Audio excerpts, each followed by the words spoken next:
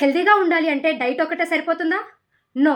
Along with diet there are 5 important pillars. అవేంటో ఈ వీడియోలో తెలుసుకుందాం. Hi, this is Sucharita, certified health and wellness coach. First one వచ్చేసి sleep.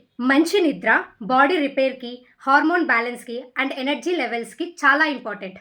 Daily 8 hours sleep is good for good health. Next pillar nutrition. Food అనేది బాడీకి fuel లాంటిది.